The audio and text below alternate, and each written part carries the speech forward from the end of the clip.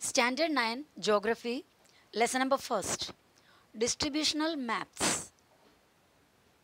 My dear students, we are going to start the geography of 9th standard, lesson number first. So let's begin. You have studied district, state and country maps in the earlier classes in environmental studies and geography subjects. The main aim of maps is to show the location of a place and distribution of variables. Some maps are prepared with special themes. Such maps are called thematic maps. Through such maps, distribution of various variables in a region is shown. So जब से हम geography पढ़ रहे हैं तब से maps के बारे में हम सुनते हैं, मैप्स देखे हैं, मैप्स रीडिंग किए भी हैं. ओके, तो कुछ अभी तक जो हमने जो मैप्स देखे थे वो कभी हमारा डिस्ट्रिक्ट का, हमारा स्टेट का, कभी हमारे देश का वगैरह वगैरह हमने देखे हैं. तो कुछ मैप्स ऐसा होता है, एक्चुअली मैप का मेन पर्पस क्या है, अलग अलग एरिया का, अलग अलग प्लेस का लोकेशन, वो कहाँ पर लोकेटेड है, और डिस्ट्रीब्यूशन ऑफ वेरिएबल्स मतलब जो चेंज होने वाले थिंग्स होते हैं उसे वेरिएबल कहते हैं. जैसे कि रेनफॉल हुआ, रेनफॉल अभी एक कंट्री का, एक स्टेट का, सपोज समझो कि हमने महाराष्ट्र का रेनफॉल का अगर मैप बनाएंगे, रेनफॉल का अवेलेबिलिटी के हिसाब से मैप बनाएंगे तो हर जगह में एक ही सेम क्वांटिटी में रेनफॉल नहीं अवेलेबल रहता है. सब एरिया में का रेनफॉल का क्वांटिटी अलग अलग होता है. तो ऐसा वेरिएबल्स यानी रेनफॉल या टेम्परेचर, ये सब वेरिएबल्स है, कोई फिक्स नहीं रहता. कोई पर्टिकुलर प्लेस में, अलग अलग एरिया में हमेशा ये अनइवन रहता है. तो वैसा वेरिएबल्स को दिखाने के लिए, ये सब तरीके के लिए, मतलब ये सभी यूज़ के लिए हमने मैप यूज़ किया है. और कुछ मैप्स होते हैं स्पेशल थीम लेकर, जैसे कि अभी मैंने बताया टेम्परेचर वेरिएशन को दिखाने के लिए ऐसा पर्टिकुलर थीम, एक पर्टिकुलर टॉपिक लेकर मैप बनाते हैं. तो वैसा जो मैप्स होते हैं उसे थीमेटिक मैप्स कहते हैं. Through such maps distribution of variables in a region is shown. तो ये थीमेटिक मैप्स देकर कोई भी एक एरिया का वेरिएबल्स का डिस्ट्रीब्यूशन किस तरह अलग अलग जगह में वो फैले हुए हैं, कौन से एरिया में ज़्यादा, कौन से एरिया में कम, ये हमें पता चलता है. Distribution of temperature, rainfall, population, etc. is shown on a map according to the data of these variables. These maps are useful to explain the distribution of these variables in the region. Such maps easily bring out the pattern of distribution. To draw distributional maps, we need statistical data of the variables. Distribution can be shown in the three following ways on a map. अभी ये statistical data क्या है, आपने statistics study किए होंगे और already आपने किया है, बार ग्राफ वगैरह बनाया है, लाइन ग्राफ बनाया हुआ है. तो एक कोई भी एक एरिया का कंप्लीट स्टडी करने के बाद suppose we are talking about rainfall, ये सो एंड सो एरिया में 0 से लेकर 10 मिलीमीटर रेनफॉल मिलता है, दूसरा एरिया में 10 से लेकर 20, तो कितने कितने एरिया में वो मिलता है, वो पूरे कैलकुलेशन को एक चार्ट में बना देते हैं. तो that will be a statistical data of that variable. तो ये डिस्ट्रीब्यूशनल मैप में कोई भी ऐसे स्पेशल थीम को लेकर उसको कैसा वो एरिया में पूरे डिस्ट्रीब्यूट किया है उस हिसाब से उसका मैप बनाते हैं. तो वो मैप देखते ही हमें पूरे एक पैराग्राफ रीड करेंगे तो जितना नॉलेज हमें मिलता है उससे ज़्यादा एक ग्लांस में, एट अ ग्लांस यानी एक ही झलक में वो मैप देखकर हमें ये पता चलेगा कि कौन सा रीजन में डिस्ट्रीब्यूशन ज़्यादा है, कौन से एरिया में स्पार्स मतलब बहुत ही कम है, कौन सा एरिया में उसका डेंसिटी ज़्यादा है, मीडियम है, ये सब नॉलेज हमें मिल जाता है. यहाँ पे हमें डिस्ट्रीब्यूशनल मैप्स का 3 डिफरेंट वैरायटीज़ बताया है. ये जो पहला दिया हुआ डॉट मेथड, दूसरा जो दिया हुआ है जो कलरफुल है, अलग अलग शेड से दिया हुआ है, दैट इज़ खोरोप्लेथ मेथड, और नेक्स्ट ये जो दिया हुआ है आइसोप्लेथ मेथड. क्या क्या है?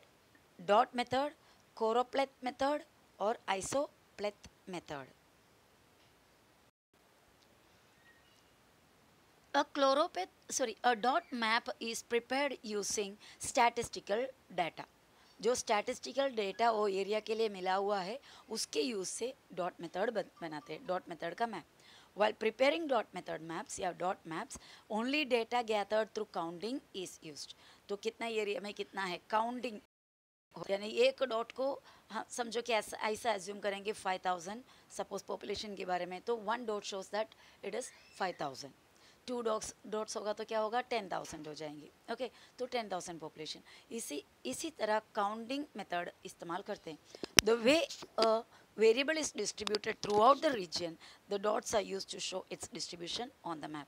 अभी कोई एरिया में बहुत ही कम है तो उस हिसाब से वहाँ का नंबर क्या है, काउंट क्या है, वो काउंट के लेवल में इक्वल टू वो काउंट के बराबर लेवल में कितने या considering the count of that population or whatever variable, that much dot will be given in the map. For example, the population of a region, इसमें क्या क्या आएगा, population लिख सकते बना सकते हैं मैप में.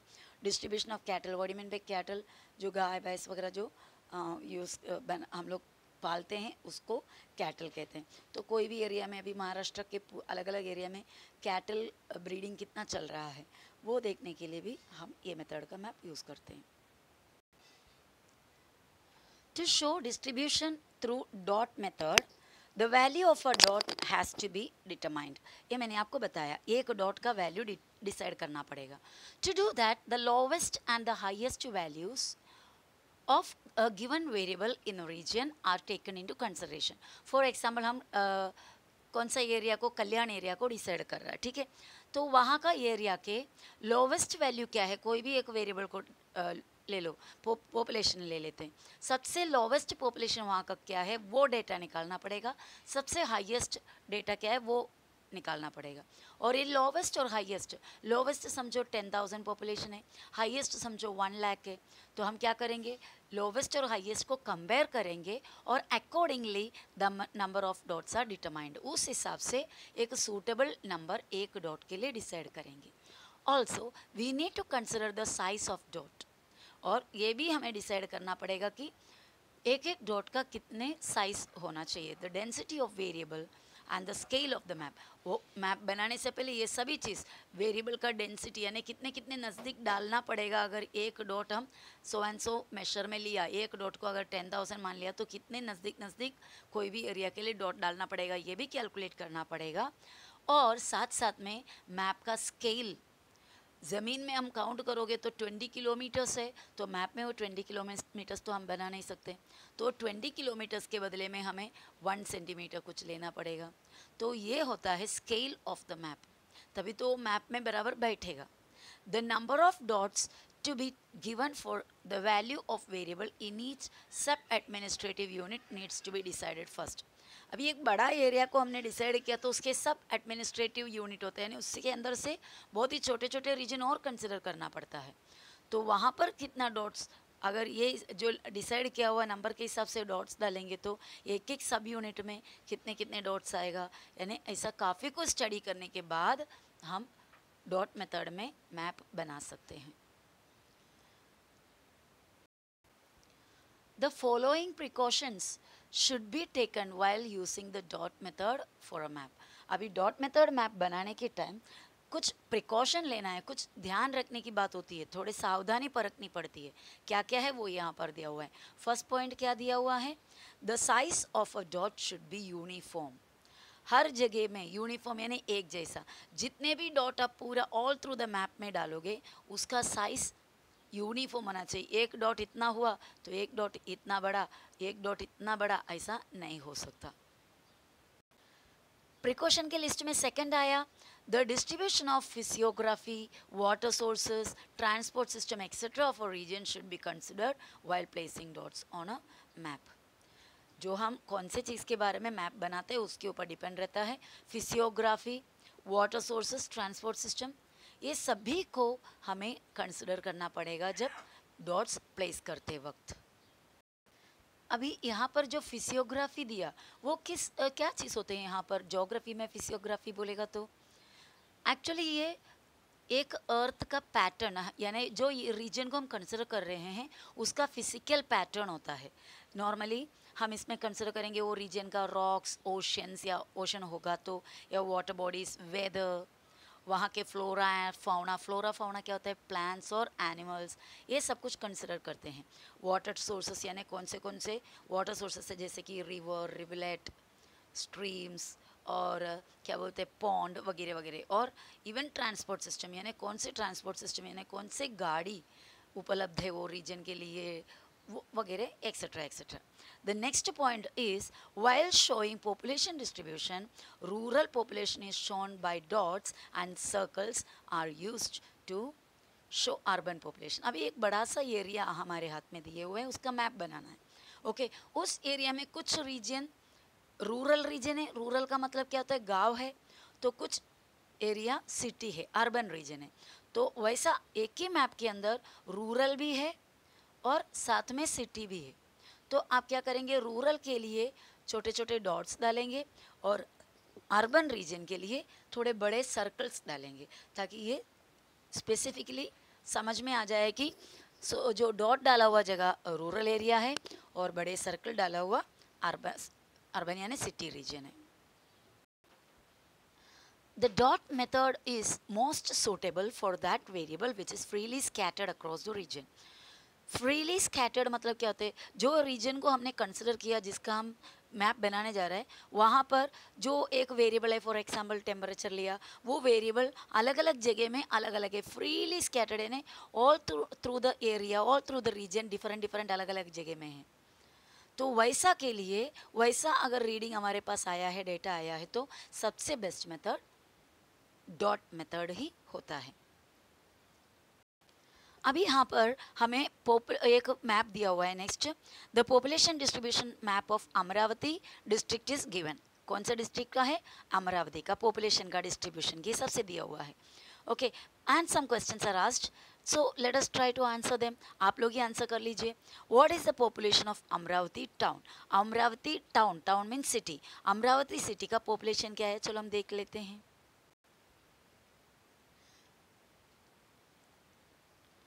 यहाँ पर आपके सामने अमरावती सिटी है, this is the Amravati town. Okay ये पूरे बड़ा जो दिखा रहा है अमरावती डिस्ट्रिक्ट फुल है, लेकिन उधर स्पेसिफिकली अमरावती टाउन के बारे में इतने बड़े एक सर्कल दिए हुए हैं, बराबर है, आपको दिखाई दे रहा है, जहाँ पे मैं मार्किंग कर रही हूँ, इतने बड़े एक सर्कल दिया हुआ है, वो सर्कल के लेवल में यहाँ पे कौन सा आया है, ये आया है, बराबर है, क्योंकि ये वाला सर्कल सब, ये सर्कल और ये सर्कल सब इससे यहाँ पे अमरावती की तरफ दिया हुआ से बहुत ही छोटे हैं, तो हम लिख सकते हैं ना ये 5 लाख से अमरावती का। नेक्स्ट क्वेश्चन यहाँ पर दिया हुआ है, name the place having population of 1 lakh on the map. 1 lakh का पॉपुलेशन कहाँ पर आपको दिखाई दे रहा है। अगर आप इस मैप को कंटिन्यू अच्छे से ध्यान से देखोगे तो 1 लाख का जो डॉट है उसका साइज इतना है। ओके वही साइज का कहाँ पर आपको दिखाई दे रहा है, और एक जो सर्कल है, आई थिंक देखो ये वाला 1 लाख का है और ये उससे थोड़ा सा बड़ा लग रहा है, यानी कि 2 लाख के लेवल में जा रहा है वो, है ना। ये वाला जो डॉट है आंचलपुर का, वो नहीं 2 लाख का उतना साइज नहीं है, तो 1 लाख का साइज वारूड है। अंजनगांव तो बहुत ही छोटा सर्कल दिख रहा है जो 50,000 वाले हैं। ओके उसके बाद हमसे और एक क्वेश्चन पूछा है, which part of the map shows sparse distribution of population. एकदम स्पैर्स डिस्ट्रीब्यूशन है, बहुत ही कम डिस्ट्रीब्यूशन। अगर बहुत कम है तो क्या होगा, ये जो एरिया है वो एरिया में बहुत ही दूर दूर डॉट्स होगा, बराबर। तो दूर दूर डॉट्स कहाँ पर है, यहाँ पर है कि यहाँ पर, तो बहुत ही स्पैर्स है एरिया, और ये एरिया में भी बहुत ही कम डिस्ट्रीब्यूशन दिया हुआ है, डॉट्स बहुत ही कम है। तो ये एरिया का तो नाम नहीं दिया हमें, तो हम यहाँ पर ये एरिया को मैप के डायरेक्शन की तरफ देखोगे तो इधर एन दिख रहा है, तो ऊपर की तरफ नॉर्थ है, तो ये होगा साउथ, ये होगा ईस्ट और ये होगा वेस्ट। तो कहाँ पर हुआ ये, नॉर्थ और वेस्ट के रीजन में, बराबर।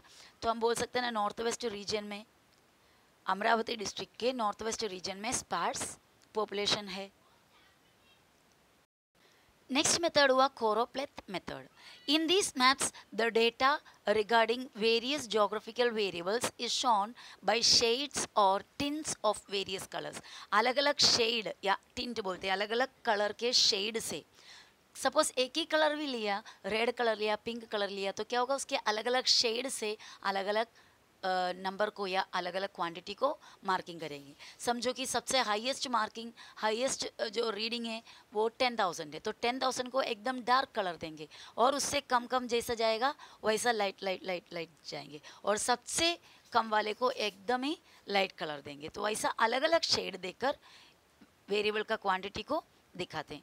While making such maps, the data used for different variables is obtained through various processes such as measurement, surveying, etc. तो हमने जो फर्स्ट वाला डॉट मेथड देखा था, तो उसके लिए हमें नंबर काउंटिंग मेथड इस्तेमाल करना पड़ता था। काउंटिंग के ज़रिए ही यहाँ पर मतलब हम डॉट मेथड में डॉट डाल सकते थे। यहाँ पर काउंटिंग नहीं है, किस पर डिपेंडेड रहता है, मेजरमेंट और सर्वे। सर्वे यानी डायरेक्टली जाकर चेक करना और मेजर करना, देखना, etcetera. In this method, only one value is given to one sub-administrative unit in a region. यहाँ पर एक एडमिनिस्ट्रेटिव यूनिट रीजन को एक ही एक वैल्यू देता है। The smallest and the largest values of the given data of the variable are taken into consideration. जिस तरह डॉट मेथड में सबसे छोटा वैल्यू और सबसे बड़ा वैल्यू को कंसिडर करेंगे। After that 5 to 7 classes are made, और जो छोटे हैं, एकदम छोटे वैल्यू और एकदम बड़े वैल्यू के बीच में जितने गैप होगा, उस गैप को इक्वली डिवाइड करके 5 से लेके 7 क्लासेस बना लेते हैं। Each class is assigned a tin, और हर एक क्लास को एक टिंट देते हैं, यानी एक शेड देते हैं ऑफ द सेम कलर। एक ही कलर का, सेम कलर का कलर डिसाइड करेंगे, कोई भी एक कलर, और उसके अलग अलग शेड देंगे। और ब्लैक एंड वाइट पैटर्न, नहीं तो फिर क्या करेंगे, ब्लैक एंड वाइट पैटर्न दे देंगे।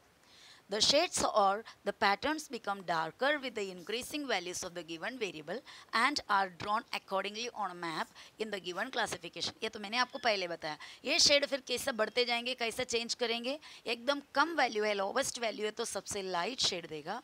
फिर उसके बाद जैसे जैसे वैल्यू बढ़ते बढ़ते जाएंगे, वो शेड क्या होते जाएंगे, डार्कर टू डार्केस्ट। ओके